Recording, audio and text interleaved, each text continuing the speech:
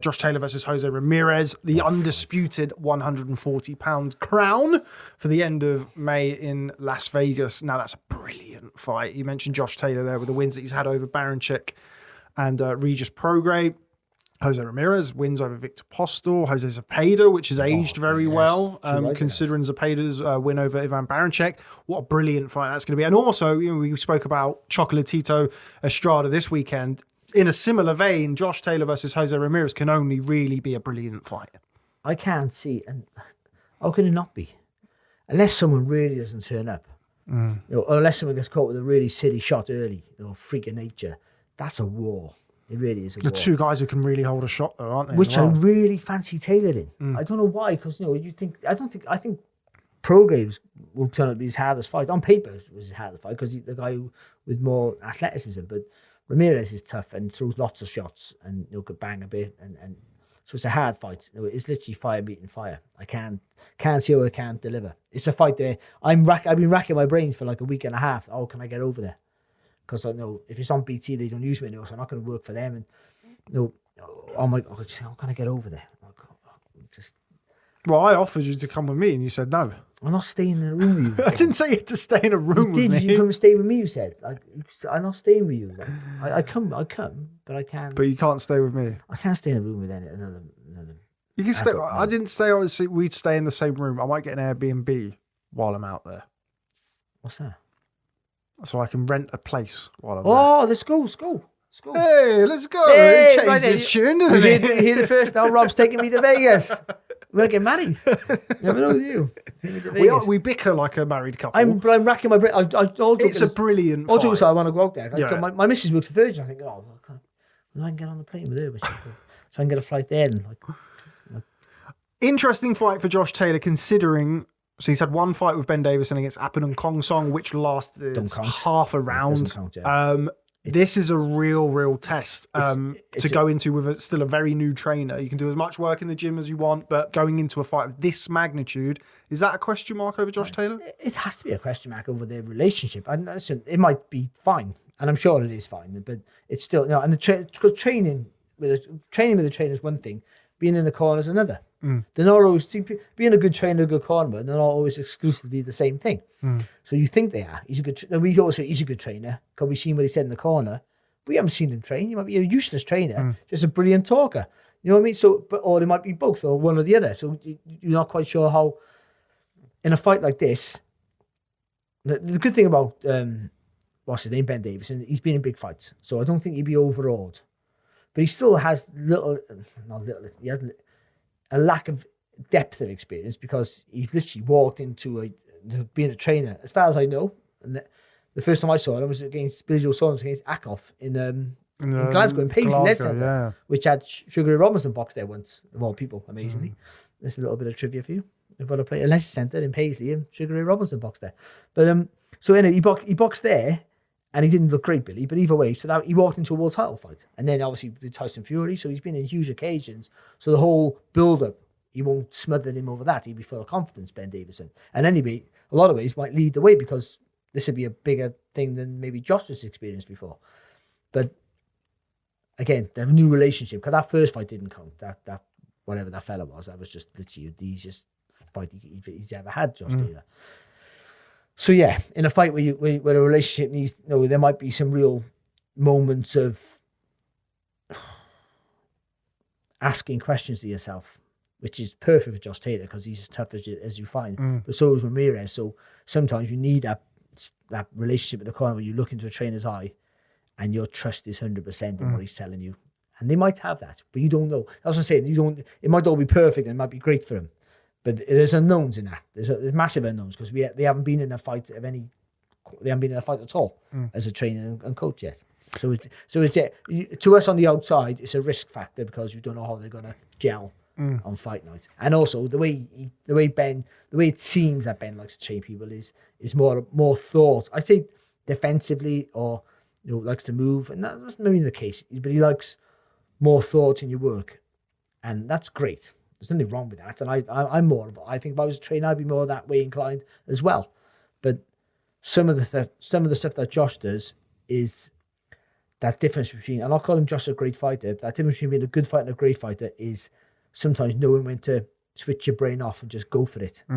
That educated risk, but it has to be a risk. Leonard had it. As good as beautiful boxer they were, It was a killer. but they sometimes a killer when it was when they were up, they knew they had to take a risk that might not work out. There's a fine line between that being brilliant, taking a risk and getting knocked out and being forgotten about, and it's knowing when to do that and having the courage and the balls to do it. And Josh Taylor has that in him to do that. Ben will pull him back, I feel, or we think.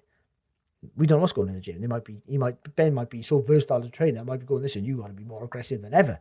But that would be a shock of what we've seen Ben with the other fighters. And by the way, he's done some good work. He had a good result the other day. Lee Wood, he looked really good. I thought Lee Wood, maybe some of the best I've seen him against a real good opponent. So it's all bodes well for him. But it's a big risk to see him in their first fight together in a fight of this magnitude. It really is. It's an interesting point you make there about the corner as well. It's worth pointing out that with Josh Taylor's kind of all action style, he loves to get in there and he loves to trade on the inside. You look at the Victor Postol fight, Ivan Baranchyk had his moments, Regis Prograis had his moments. So there has been those times in those important fights, those key fights of his career where he's needed that instruction in the corner where, he was hurt by Victor Postol in the 7th round. Baranchyk landed some big shots against him. He's hurt Baranchyk. Yeah. And then Regis Prograis as well, and towards the end of that fight when he could only see out of one eye and he, by all accounts, he'd kind of had the fight semi in the bag. I think it was fair to say around that time, around sort of 9-10. So yeah, it's worth pointing out that he has shown in the past, a tendency to get caught because of the way that he boxes, and that's where you're going to really see, I think, the relationship between him and Ben in the corner, and that's where it's going to be put to the test in this fight. Because I feel like Ramirez will have his moments because of the nature of the styles are going to blend, where he's going to really have to have his moments, I think. Yeah, it's the good thing about it is that Josh is, because he's been in those fights, never a good thing being in those fights, but because he's been in those fights, he himself, because ultimately the corner is great. Your corner can be a difference between you losing a fight and you need that instruction, but also sometimes you just listen to your own counsel. So you're in the fight, so whatever they're telling you is great, but you don't always take it with you into the next rounds. But because Josh is, there's nothing like experience in anything in life. Practical stuff. Theoretically, is great having knowing what to do, when to do it. But until you've been put in that spot and had to deal with that, you don't know what you're going to be like at round 7 when you're blown out your backside. However hard you train, that comes at certain stages of fights, and you've got nothing left, but you find that second wind, or you find that mental grit, determination to carry on. I've been in fights when I've lost and I wanted to pack in because I was so tired. But there's something in you, it seems like an effort, you're thinking about it, you're having an argument with yourself. But actually, it's a split second, but in reality, you're on the ropes going, I just want to go home. And then you fire back with a flurry. But he's been in those tough, hard fights where he's prevailed. So he'll know what to do. He's been there before. So now, and they'll have that in this fight, guaranteed. Because Ramirez is not going to fold unless he catches him with a great shot early. So it's going to be a really hard fight, and it's going to be a war of attrition. And I want Josh Taylor to win because he's my favourite British fighter, and he has been for a long time. And he knows this. He knows this. I love the kid. I don't know him personally, but I love him, everything about him. But this is a fight for him. This is a really hard fight. It's going to be a great fight. I want him to win. I don't want him to win easy.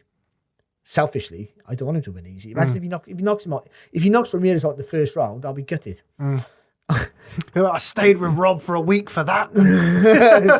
I've been cleaning Rob's socks and everything. I was going, I got to see my dad who works in Hooters as a waitress. And but anyway, so but we're going now. It was a deal. Okay, yeah. I don't touch you. I don't touch you, but yeah, we're going now. Can't even make a deal. Dave Allen, you're not coming. Dave Allen doesn't have a passport, I don't think. But anyway, winner of that fight, obviously, Josh Taylor would have made a substantial amount from the World Boxing Super Series anyway. I would imagine that there's a fair pay packet on the table for both Jose Ramirez and Josh Taylor in this fight. But the winner of that, if they're looking up at £147, there's some huge fights up there. That has to be a significant, as well as obviously the undisputed title, that has to be a significant carrot to dangle for that fight. And there's lightweights down below coming up. Yeah, of course. And again, I don't know what the deal. It's a funny thing with deals with promoters now and all that. And I think they're becoming less cemented promoters than ever before. So I think there's more fluidity in boxers to move around, which is not a bad thing. It has its own risk, but when you're at the top of the tree, it's a better thing for you. But it's a case of there's lightweights below coming up. Good names. What if you guys Ryan Garcia? That's a fight you really fancy Taylor, especially at that weight. But Garcia is a big following, and that would be a better financial reward than going out to fight Crawford. You don't think it is because Crawford's, one of the best fighters on the planet, and you think that would be a huge fight. But more people in the world know who Ryan Garcia is because of his social media stuff than they do Terence Crawford or Errol Spence. But moving up to welterweight would be fantastic. Him and Crawford, for anything. Who cares about the title? They're almost irrelevant nowadays. But him and Crawford, he does something that every child who boxes wants to do and become the best at your weight. A world champion. Now it's more than that. Undisputed world champion. And you become that. And that very few fighters in history from any country have done that, and that's something to be proud of. And that puts Taylor would be the first Brit to be 4-belt undisputed champion at one time. Yeah, Taylor, wasn't it? Joe Kazagi sort of did it, and Naz really should have done it, but the WBA took it away from, was it Vasquez at the time? I think Vasquez. I think it was. I think that's so. Yeah, but that's irrelevant. He's be who's done it all, and that's just a feat in itself. And I fancy him to do it, but I'd like to see him move up. He looks big for the weight, so I think he could move up. But if he can stay around the light and pick up some of those lightweights, some brilliant fights to be made there. Teofimo Lopez, Josh Taylor. Who knows what's going on with Teofimo Lopez in Top Rank though at the minute? But it don't matter, do it? Because you fight him on the Quick Fit channel. They got a channel. It don't matter who got a channel. Triller got Triller. Triller, if you need any comms for the next Jake Paul fight, you got my email. And yeah, but it doesn't matter what platform it is. To us fans, we all get involved in this. I know you're in the media, but we all get involved in this. Like, who's showing this? Who's showing that? Someone's showing it. I want to watch it. And if it's reasonably priced and I'm not paying for the nose of everything, then I'll watch it. I didn't watch Chris Shields the other day against Fight TV. I didn't think it was worth the price. 29 quid. It's not worth. It wasn't worth 29 quid. Now, and there's very few times I've done that. I've done it for a few pay-per-views. I think I did one of the Chisora ones, I think, actually, and I think I'm not paying that. I'm not paying for it. I didn't watch it. But I did watch Eubank Jr. versus somebody. Reynold Quinlan? Yeah, on ITV. I had Reynold Quinlan on the podcast that week, actually. Oh, brilliant. I think. When in the original form. Oh, no, I had him when he boxed Joshua Boazzi. He came back to the UK and boxed Joshua Boazzi. But so you buy as much as you can, but some point you got to like it. And that's $28.99 is steep. That's more than I've ever paid for any pay-per-view. Yeah, but I would pay that to watch Teofimo Lopez versus Josh Taylor. I'd have to pay for that. That's a great fight for me, which I'd have to take that fight. I'm not going to take that call. That's okay. You're okay. No problem. It's child maintenance. But it's a great. The world's of this feat, Josh. The thing about Josh Taylor, the way he fights. He's great. You don't want to stay around too long. Yeah, I was going to say. He doesn't strike me as the type of... I'd be very surprised if Josh Taylor has 30 fights. Yeah, he's at 16 now. Yeah, but he doesn't need to have them. Of course. But in that all-action fighting style, I don't think... See, we're going about apprenticeships and all the rest of it and having too many easy fights or being rushed too soon. It's 17 fights. And the McQuiggan's got to get... The McQuiggan's got to get a lot of credit for this. He was brought through perfectly for his ability and the way he went through. He had a few easy fights and stepped up every time. Boxed Dave Ryan in his 7th fight. We had Sandy Ryan, Dave Ryan's sister in here earlier on today. Yeah, he boxed Dave Ryan in his 7th fight. For the Commonwealth title. And then obviously boxed Ahara Davis, I think after 10 fights or something like 9 fights. But for Josh's ability, as we've seen already as an amateur, stimulating that. And not letting it stagnate. So it's not a massive step, like a stupid step where he's really sink or swim here. It's an educated risk. I think they did a great job. I don't blame him for moving on to bigger things because he had bigger aspirations and going on. I understand that, but they did a good job with him. I have to say that. I'm not saying no one else would have, but they were in the position and they did the perfect job with him, and they got him to where he should have been, and they got him in that Super 6 series. Luckily, they did his weight, and that hopefully financially gave him enough to relax a little bit about that. Because chasing the money sometimes can derail your ambition. Not derail it. Derail your ambition because you chase the money more than the fights. No, hopefully not. You're always going to chase the money now because there's bigger money involved. But, I mean, ultimately, you can chase the big fights out of the big money now, whereas before, you could have gone another route to get a bigger name before he was ready. You know what I mean? I think he's had a real proper apprenticeship for a world-class talent. He's had the perfect career. Really has up to this point. And I thought the Prograis fight, I know it was close, but I had him winning by a few rounds. I did. I think I felt like it tightened up in the last couple of rounds because of the eye for Taylor, and I feel like Prograis won the last round. I think I had it 7-5 Josh Taylor, but I was sat with a fellow called John Watts, who's a TV director, and he's done boxing since Eubank and Ben 2 in Old Trafford, which I boxed on, by the way. I was top of the bill. So first all on, there to see Barry Jones. Only 4 fights on that bill, mind. Man, didn't it? I was first on. So I'm in history books. I'm the first boxer to ever win a fight in Old Trafford. Boxing fight, that is. Yeah, there's probably been a few fights. I own something. I'm not the best boxer in my street. We know that story, don't we? But no, I'm not. Brilliant. I'm so happy. I just found something that I stand alone with. And but anyway, yeah. So he thought it was really close. He was. I'm not sure who's got this, but I go, the one who Taylor's got it by 4 rounds, 3-4 rounds, easy. And it wasn't easy, but I thought I could just see the stuff. I just thought he just done enough that round, just enough this round. But obviously a lot of people had it closer. And then what happens when it's a close fight?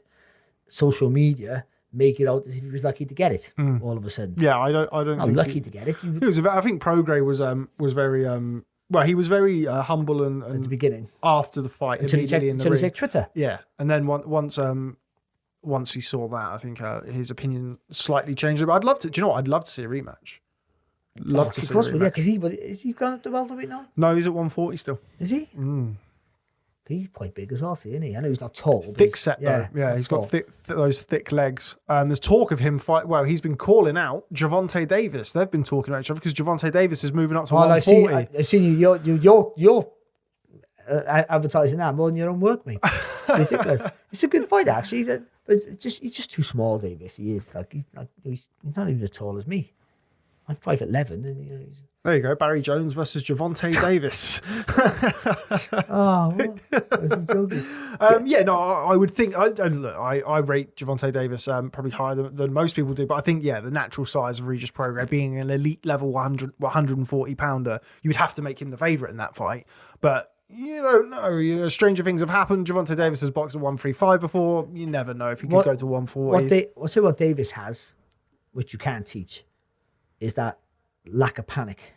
So you've seen against Santa Cruz. I know Santa Cruz is not a big puncher, and he may be at the end of his career, and knowing he was massively smaller than Davis, not in height, but in natural physicals. Yeah. But he just stood right in front of him to show that beautiful uppercut. Like, just no fear of what was coming back. No worried. And he wasn't catching any shots, but I know that when you don't panic, especially when you're a young fighter, it's so much of a, especially you got fast hands. You want to show how fast you are, you rush your work. Well, actually, you got fast. You don't have to rush it because you got fast hands. You can just do it. Like when you can punch, you want to show people how hard you can punch. You tense up and everything's too hard. You can punch. You don't need to tense up. Just relax. You got power, natural power. You got natural speed. Don't try and you try and rush everything, over and impress. He doesn't. He's got power, fast hands, good movement. He doesn't panic, so he stays there, right in front of you, and he knows he got good vision. But because he don't panic, it can slow everything down. I got you in my... But that's what it's like. You just slow everything down, and it's almost like a matrix. You see everything. You find it when you retire. You go, why didn't I do this when I was boxing? Because you were young. When you go back, like when I retired, I started sparring again. I was standing. I was doing what I could never do in a fight. Standing in front of people and doing this, moving my head like this, making them this by an inch. Why can I do this? And I'm some decent fighters. I don't want to say their names, some decent fighters as well, domestically, professionals. Honestly, I should come back. I was like 32, 33, and I had boxing. I was 25. I might come back. This is easy, but it's not. It's when you slow down because you just don't panic and you relax a little bit. Yeah, and then you see things more clearly. But obviously, occasions get to fighters and they change. That's why you say he looks great in the gym, can't transfer in the ring because there's no pressure in the gym, and he's relaxed and he don't panic. But then on a big occasion, gets to you, nerves and all the rest of it, and it can have an effect. And that's why sometimes a fighter at one level looks brilliant. He steps to a level and not so good. But Gervonta Davis has that. Never panics. So he sees things so clearly. So, he's always in with the shot with his power and the way he can sit right in front of you and make you miss.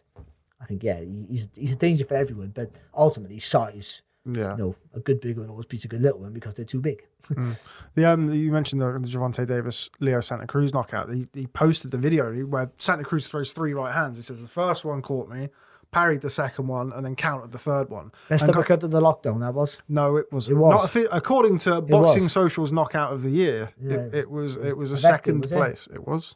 You're wrong. Who's your pound for pound number one? My I'm only joking. my pound for pound number one is Barry Jones. There we go. Right, we're gonna have to move on because we've rambled here as we always do.